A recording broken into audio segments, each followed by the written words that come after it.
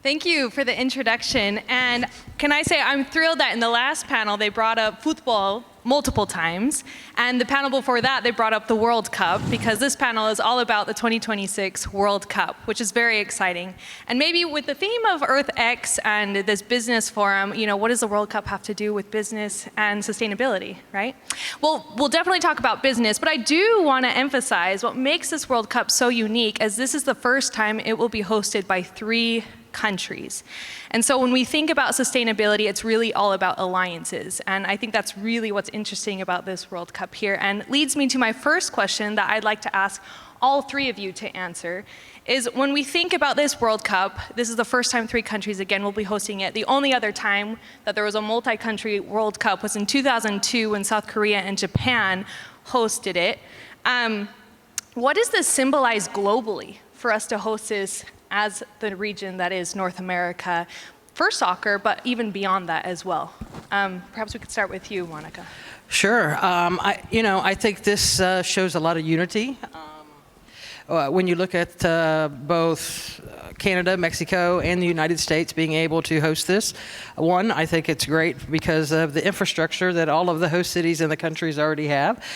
So it hits on some of those sustainability efforts compared to maybe some of the other World Cups that we're hosting. I think through this process and working with the 3 different countries as well as host cities, you've seen a lot of collaboration on how we operate and execute events. So there's a lot of lessons learned that we've been able to share back and forth. And then here locally, I also think it has been an opportunity to unify some of our, whether it's the cities working together more and in a unified voice, knowing that there's not one city here that could host a World Cup. So the ability for all of us to come together and continue to elevate what we're trying to do here, and the ability to position Dallas and the North Texas area on a global stage, I think is very important, because that is one of our main goals and main missions.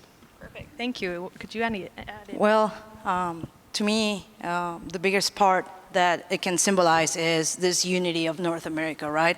Whether we can be completely different, but how sports unify, because that's the main purpose of sports, the Olympic Committee, FIFA, anything any type of sport event is, do we unify? Do you unify? And sports are bigger than anything else. So to me, that's a bigger thing, obviously as an immigrant, it's very important to be a part of it and to just show that as neighbors we can work together. I think that's the biggest message that we're sending to the world. I agree. Thank you. And Sergio. Contestar en español, ¿cierto? Sí, está bien. Sí. Ok. Yo creo que esta Copa Mundial es muy importante en todos sentidos. Como bien lo dicen, unificar la multicultura que existe ahora, y que el fútbol une países, une familias, une gentes y une muchas cosas. Esto es un deporte multicultural y así lo vemos nosotros. Somos parte de esto y hay que aprovecharlo. Perfect. And I love that description of how it is so unifying, and that's what sports is all about. And I think when we think of the World Cup, it's really about that emotion of these countries coming together, cheering for their team, the entertainment, the thrill. And naturally, I think that's what we think of in the World Cup. But in addition to that, there's also significant economic opportunities for businesses. We think of sponsorship, branding, infrastructure, all of these things. And so, Ms. Paul, could you speak to, with this World Cup, what are some of the benefits, economic benefits that we can anticipate, and which specific sectors do you think will benefit the most? Yeah, sure. So when we started this bid process back in 2017, and we only thought we'd have maybe 4 or 5 matches. A lot has changed. We have 9 matches here, the most out of any of the host cities. Original projections were $400 million of economic impact. We're projecting, or Deloitte did a study for FIFA, projecting $1.5 to $2.1 billion.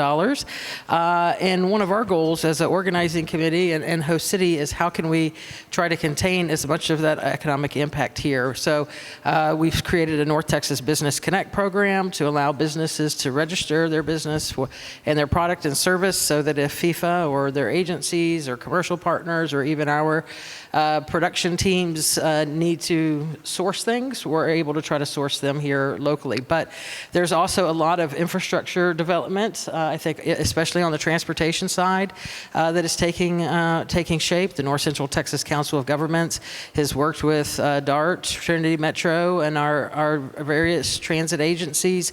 So you've got increased number of cars that'll be on the railway, additional bus systems, various advancements. You're starting to, if you're downtown Dallas right now, you see that every street is pretty much under construction, and they're trying to do that in order to be prepared and ready for World Cup.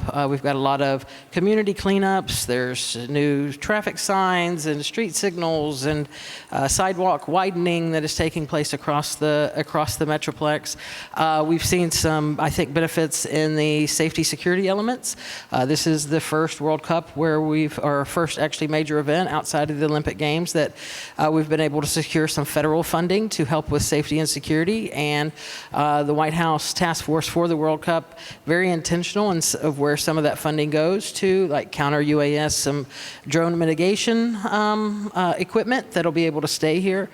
So we see that as a great benefit, because not only do we have additional equipment now on the safety security side, but we have the training that's going along with it. There are sustainability initiatives that we're working with, human rights, legacy components that we're going to be here. And then the other economics of it are obviously, the hotels. So that goes back to that $1.5 to $2.1 billion projection for economic impact.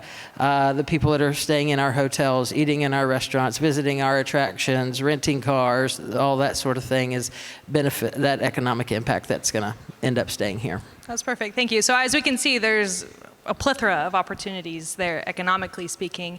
But you also touched on some things beyond just economics, the human rights, which I think is very interesting. And Marissa, you are the senior, make sure I get your title right, but you are the senior program director at FC Dallas for the Girls Youth Program. Yes? I got it right? Great. Yes, you got it right.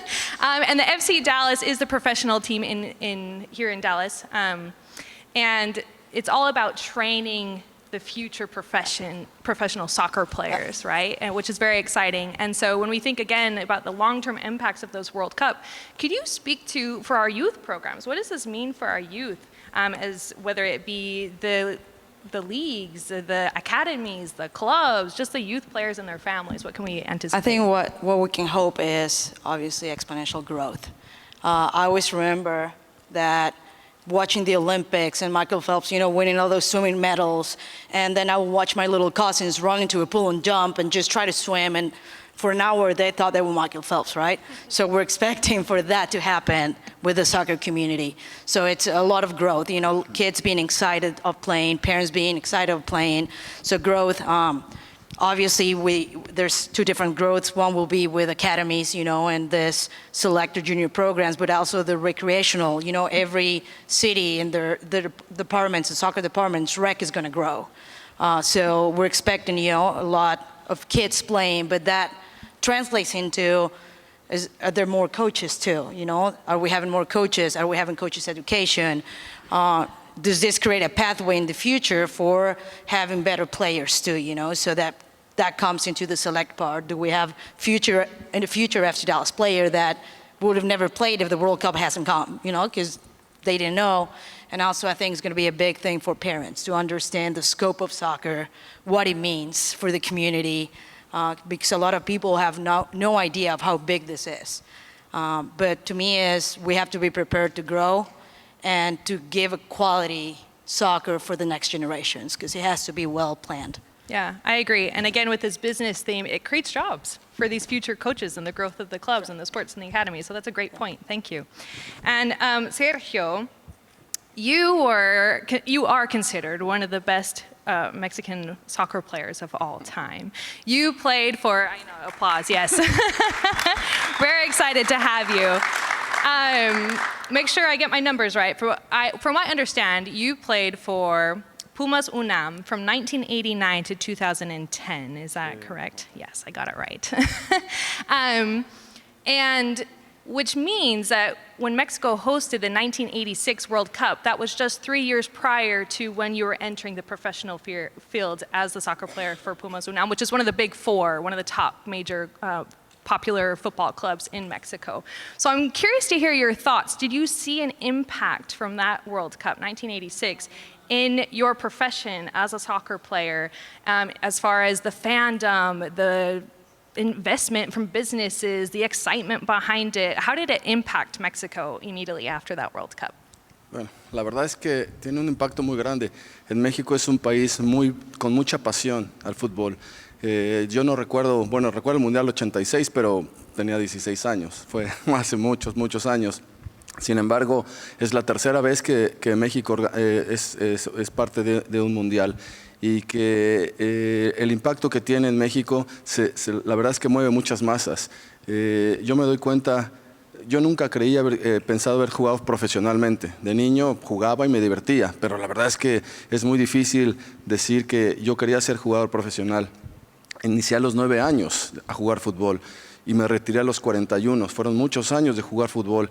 Sin embargo, el impacto que tiene en México, todo el mundo quiere jugar a la pelota. Eso es un pretexto muy importante para nosotros, para nuestra sociedad, para que los niños se distraigan pensando en que pueden hacer o tener este deporte de lado. Yo creo que es muy importante el apoyo que nosotros como entrenadores ahora, yo lo veo ahora diferente. Me retiré en el 2010 y a partir de ese momento lo veo diferente. Yo creo que podemos transmitir lo que aprendimos a los niños, a los jóvenes, pero además esa pasión que tiene el público. No tratamos de enseñar a la gente a que aprenda fútbol, pero sí a que respete este deporte, porque es un deporte profesional que tenemos que aprender a respetar. Yes, I agree. I do speak Spanish, by the way, but I'm going to stay in English. Thank you. And I'm actually going to direct my next question back to you. So you mentioned that you were very young at the time. So you started when you were 19, very young. So perhaps for my next question, maybe you will remember this a little bit more. You were still playing professionally when the United States hosted the 1994 World Cup.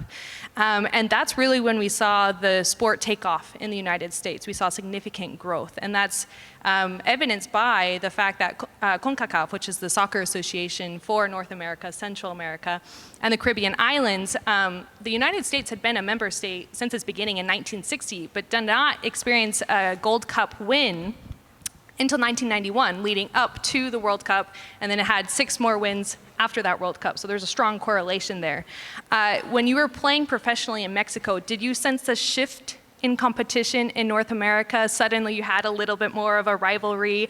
What did that feel like? And would you say that's a benefit or a detriment to the sport of soccer for Mexico? Por supuesto que sea un beneficio jugar. Yo tengo una anécdota muy importante. Yo jugué Juegos Centroamericanos en México, perdón, en Cuba, sí, en México, y Juegos Panamericanos en Cuba. Y ahí fue nuestra primera participación en contra del equipo nacional de Estados Unidos. Y fue la primera final que perdió México contra Estados Unidos en Juegos Panamericanos. A partir de ahí, yo creo que el fútbol en Norteamérica ha crecido enormemente. Y evidentemente el Mundial 94 fue una parte muy importante para el desarrollo del fútbol en Norteamérica. Lo que yo creo que nos ha costado a nosotros, tanto a México como a Estados Unidos y en este caso a Canadá también, es competir con el fútbol de Sudamérica, porque las distancias son muy largas, muy largas. No es lo mismo los torneos que tienen en Europa, que pueden jugar y viajar 1 hora quizá o 2 máximo. Acá se tiene que volar 10 o 14 horas para poder jugar. Entonces yo creo que el deporte en América es muy competitivo y a partir yo creo que del 91 que nos ganaron, ha crecido mucho. Yeah, that's right.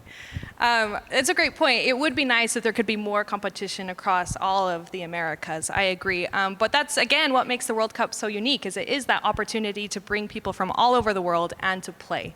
But I will say, it's a lot of work. Wouldn't you say that, Monica?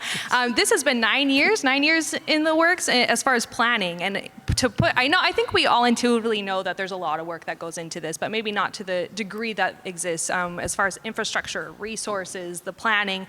So we've touched on it a little bit, but I'd love to hear your thoughts. With all this work, why do it? right? What you're part of your job as the executive director at the Dallas Sports Commission is to bring in these major sporting events.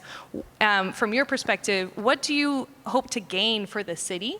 And could you maybe speak to what do we gain as a nation? And maybe for this specific World Cup, what do you think we're hoping to gain as a region by hosting this? Boy, that's a lot wrapped into one question right there. We have about 3 pillars at the Dallas Sports Commission, and even for our organizing committee as we're working on this World Cup, of what we're aiming for here. So first, always that economic impact. We know that that there's the economic impact. This is the largest sporting event, and especially with our footprint of 9 matches, host of the International Broadcast Center. We've got 2 teams serving as base camps here. We're doing a full 34-plus day fan festival. So great opportunity for the economic impact piece. But the second piece is really to continue to position this region on a global stage, for Dallas and North Texas to truly be considered a global city. And we have great opportunity with the International Broadcast Center and those 3,500 broadcasters and media that are going to be working basically 24/7 out of the Kay Bailey Hutchison from it opens I think May 28th all the way through July 20th. So to have a very captive audience that we can feed information about our region, and it can be the straight tourism play of, hey, we want you to be talking about it and sending those feeds back home. And when you're on there or writing your stories, to be writing about the great time that you're experiencing here, not only the job of the World Cup, but we want them to get out and experience our city and region, the things that we love about it, our little fun places to eat and things to do and attractions, et cetera. So that's a great opportunity, but it's also opportunity for businesses. So people that are here, like, hey, the cost of doing business. I have a whole new, image of what the DFW area is. I'm almost certain that I sometimes joke that I think some of our international guests are fully anticipating to fly into DFW Airport, get off the plane, and anticipate a horse and buggy yet. And JR is still very in tune sometimes internationally. So changing the whole perception of the international perception and image of what Dallas and the DFW Metroplex is. And then obviously legacy is our third pillar. And we've got a lot of underserved areas, want to get additional kids to be playing sport. If it's soccer, then that's great. So we've got legacy components to put mini pitches in some areas. But there are also sustainability, human rights efforts, arts and cultural efforts that we're trying to gain here. And all of our programming, we've got 18 different working groups, and through each of those working groups, we're trying to identify what kind of foundation can we create right now that we can then take on to the next event that we're hosting, because we have a very big resume of major events that we host here. We do not want this one to be the last. We've got a Final Four in 30, a women's Final Four in 2031. We're right smack dab in the middle of a women's World Cup bid for 2031. So, to be able to say what I want in the future for this region is I want us to continue to be able to host these major events, but it would be an extreme honor to secure a women's World Cup. So it is how we operate, how we function, and welcome the world here very much in tune with what could happen for us in the future. That's perfect. Thank you. So we've touched on a few things as far as long-term impacts that a World Cup can bring, because I've often heard the argument that the benefits are short-lived. There's an influx of people, they attend the matches, they stay at the hotels, they eat food, and then they leave. But we just heard, the long-term impact for the DFW area is the perception of the region. We talked about creating jobs for the youth academies, but what do you think, Marissa? Do you think that the benefits, the impact, are short-lived, or do you think there are some long-term benefits, and can you share a little bit of both? Well, I think obviously there's a little bit of both. Short-term, you obviously hope for more kids playing. There is an investment on infrastructure, which is great. Coaching education, which is awesome. It goes all in the short term. Now, the long term, and I think this is a big thing, it depends on the clubs. do to make it sustainable and overall that it lasts. It's just not a boom, but lasts 5, 6, 10, 20 years when we have just more kids playing. The reality is North Texas is where the best soccer in the U.S. is. Youth soccer-wise, we have the best. So do we continue to grow and make it not only the best, at the top, but can we make it available for everyone? To me, that's a big thing for the World Cup coming. How to make it long-term that this soccer ball changes lives overall, because it can change a life, in different aspects and different people. So the long-term will be at, a rec level, can we just change a life, someone playing that gets into sports, that gets out of the streets, that's what you hope so. And then long term, again, do we find that new Messi or new Cristiano that, can change stuff? So to me, it's a little bit of both, but it depends a lot on the coaches, on the clubs, that we make it sustainable long term and that we continue to invest and that we take this big wave coming and we just grow it, and take care of it and take care of the kids and make sure they stay. Yeah, I agree. Thank you. And Sergio, building on that a little bit, you mentioned that you didn't have any intention of becoming a professional soccer player originally, but would you say that any of these major events, growing up, did you watch these games? Did it have an influence on you ultimately becoming a professional player? And could you share some long-term impacts that you think come from these types of global events? Como jugador profesional hay un impacto muy grande. Sin embargo, yo comparto esta situación ahorita que yo quiero dejar un mensaje muy importante. Está la parte económica, lo que se puede desarrollar a corto, a largo plazo. Eso es parte de los inversionistas, eso es parte de las empresas, y es muy válido. Yo estoy del lado del deporte, de lo que podemos hacer en el deporte, porque tenemos que equilibrar esto. Tenemos que equilibrar. Muchas veces los clubes dejan esta parte importante pensando en que tengan muchos niños y muchos jóvenes y muchos jugadores. Pero yo quiero estar de la parte del coaching, de que tenemos que enseñarles y transmitirle a los niños para que ellos logren su sueño. No todos pueden ser jugadores profesionales. Eso es una verdad. Tienen muchos sueños, niños jóvenes, pero está de nuestra parte como jugador profesional o como exjugador profesional y ahora como coach, enseñarle a los niños a que aprendan lo que tienen que hacer. Entonces, es bien importante equilibrar el negocio y el deporte. I agree. And a personal note, I grew up playing sports as well, and even though I didn't become a professional, I have to agree with that sentiment. Sports can change your life. They leave a lasting impact about teamwork, about ethics, about hard work. So I really appreciate that. It's not just about becoming professional, right? It's about the long impact that we can make on the community. So I really appreciate those thoughts. So my final question that I have, and again, I'm going to ask you all three to answer, and then we're going to turn to the audience to see if they have any questions, is I believe Monica brought this up, but in 2009, the United States presented a bid to host the 2022 World Cup, which ultimately was not selected. And then someone at some point had this thought, well, maybe we'll be more attractive if we host this as a region. And apparently it was, because we're seeing the result of that this year, 2026. And so my question for you all is, what do you think makes us more attractive as a region to host this World Cup versus any one individual state? And my second question, which country do you think will benefit the most from this World Cup? So does anyone, who wants to start? Well, I'll go in that, yes, in 2009, 2010, the bid was just USA. We ended up losing out to Qatar and Russia.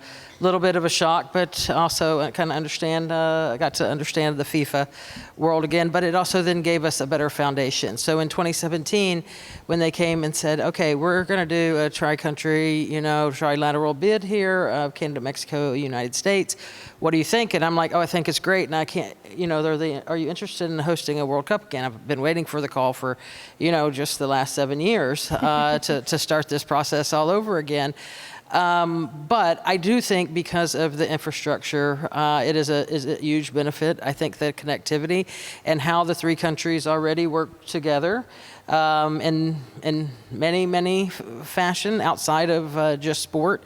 I think the connectivity of the airports, what soccer actually means in Mexico, and to be able to show the growth of soccer in the U.S. and Mexico, or in U.S. and Canada as well, I think was an important factor in that, because you can have a much larger impact on three countries than just if it is hosted in one. But even the infrastructure that is needed across the board, it able to disperse some of the expense, across three different countries. It's also, 16 host cities. Typically, World Cup hasn't had more than, 8, 9, 10 host cities at the most. So with the, expansion from 32 teams to 48 teams, I think that was a factor. And I think because these three countries are also, we have hosted all of this major events. The Olympics has been in, Canada, Mexico and the United States, but we also still host major events on a big regular basis. I agree. And which country do you think will benefit the most? I need to stay neutral here right now. That's like Safe. asking me who is going to win the World Cup. I can't answer that question. Well, somebody asked, She'd make a do good you diplomat. think the USA is going to make it to the semifinal? I'm like, no, I can't answer that. That's fair. What do you think, USA, Marissa? What are your Canada, thoughts? and You want to go, Sergio? Well, the whole region it's I think the first part was the infrastructure. There were already stadiums built for the World Cup, which is a big thing on the bid, because you're trying to get out of the white elephants and countries just spending too much money on those things that are never going to be used. So the fact that we were able to provide a World Cup that's not rebuilding stadiums, they're being used, they're top-notch already. The investment was a lot lower than a lot of places like Qatar had to build everything from scratch. So I think that's a really big thing for the bid and for the region. Obviously, the amount of events that are already here, the experience in marketing, sponsoring, all these parts that the U.S., to me, is top of the world doing that and organizing that. They can actually go to Canada, who does well, Mexico, who does well, and three countries that work together. But I think it's entertaining because it's going to bring complete different experiences in all three countries. You have the U.S., and even in the U.S., it's going to be a different experience coming to Texas than going to Seattle. It's completely different. But then you go to Mexico, and it's going to be crazy. Crazy. And then Canada, it's growing too. Canada's league is starting. The professional women's league is starting. So it's going to leave a lot. Now, whoever is going to get, I think the benefits are going to be different to each country. So I don't think one will benefit the best. I think the benefits are just going to be depending on what that country needs. So I just hope the benefits are not just short term, and that you can see in long term, medium term, that they stay and stick. Absolutely. Thank you. And Sergio, what are your thoughts? Canadá, right? No, yo pienso lo mismo. Esto depende de quién aproveche mejor el mundial. Esto es muy importante en la cuestión económica, en la cuestión social, en la cuestión política, en la cuestión cultural. Es muy importante todo esto. Y además en lo deportivo, por supuesto. La infraestructura es algo que los tres países están preparados y que han gastado mucho dinero. Y lo más importante es que creo que ahora los tres trabajen juntos para que sea un gran mundial, para que esto se aproveche en beneficio de mucha gente que está pensando en esto, no nada más en lo futbolístico, es lo más importante. Y en realidad, es que yo también ya me siento parte, bien lo dice Marisa, que México se vuelve loco en el mundial, pero yo quiero que Estados Unidos y Canadá se vuelvan también locos, también viven el fútbol así. Entonces es lo que queremos, que todos en la organización de este mundial seamos partes y no nada más, no tres países, sino se vuelva una sola organización y que todo salga perfecto. Perfect. Yeah, I think those are some great points. Thank you. We're going to turn the time to the audience for questions now. Okay. Thank you.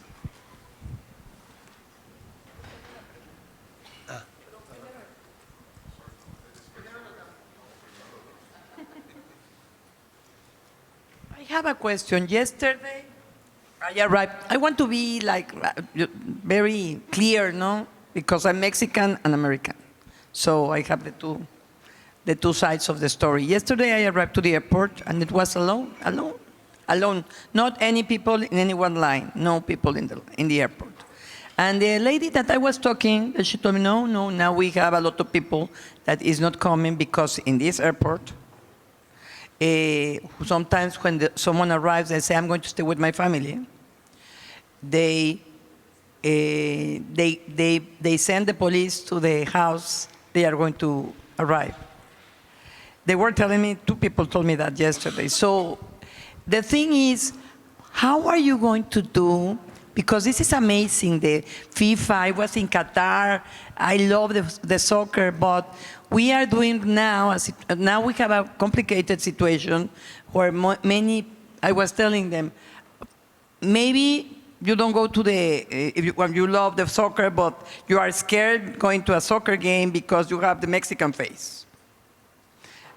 But maybe I'm an American, but I also have a Mexican face. I don't want to have a bad situation in the stadium. So this question is, how is this going to work? Because people have many things, thoughts that sometimes they don't say everything they are thinking, just thinking and scared and says, I would like to go, but something like this happens.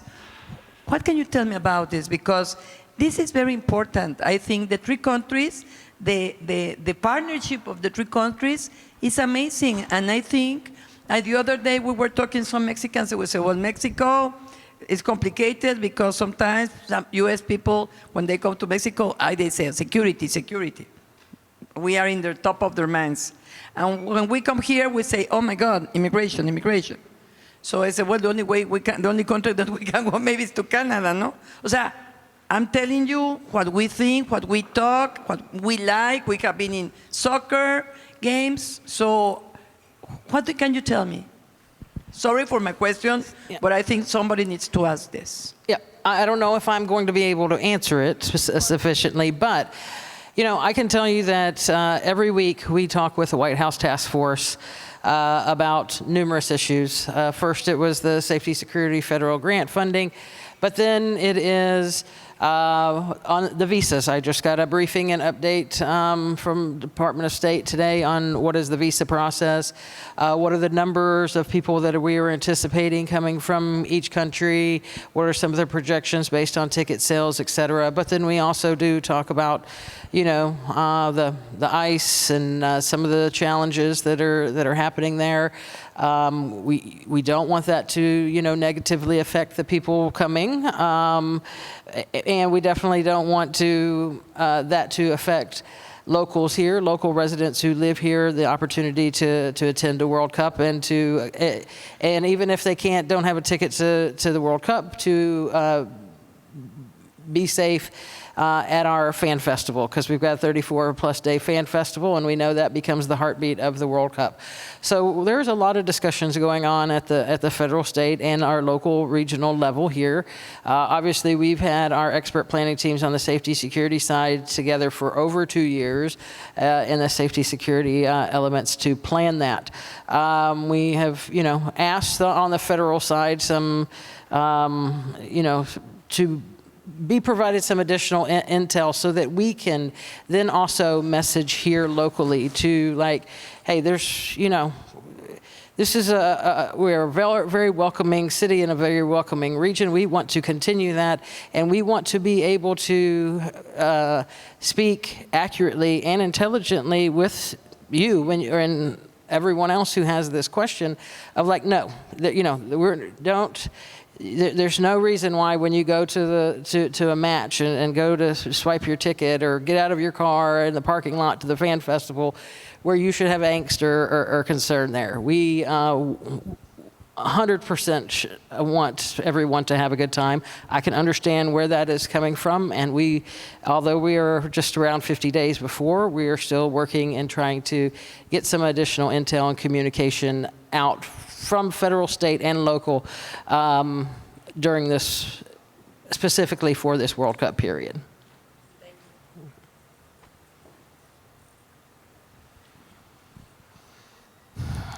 I'm not gonna. Is it on? Can you hear me? Okay, sorry. Hopefully this is not controversial. This is different type of question. So 2000, what was that? 1998 and 2018, we saw a very interesting behavior from the Japanese fans, where at the end of the matches, they stay behind and clean the venue places. That was very well perceived globally, a very admiring behavior. How can we leverage some of that experience from before to try to replicate in the venue places in the US, in Mexico, and Canada, so we can not only provide youth with sport, but also take a moment to educate people and make them conscious about the environment and the impact that they have if they do something right? I can go if you want. Well, to me, you can try to replicate, but you can't because culturally it's different. That, to me, the biggest thing, and this is about the coaching education part. Coaching education, to me, is not just about X's and O's and play a 4-3-3 and this is how I train. It's how do I impact my players to make this a better world. That's about it. You know, so how do I impact in, hey, and just the little things like we do not throw garbage, you know, clean up your space. This is how we organize. And that goes with coaching and clubs at the youth level. Just teaching them constantly, because you have to tell people, you have to be part of your culture and your team culture, hey, we live this place spotless, you know?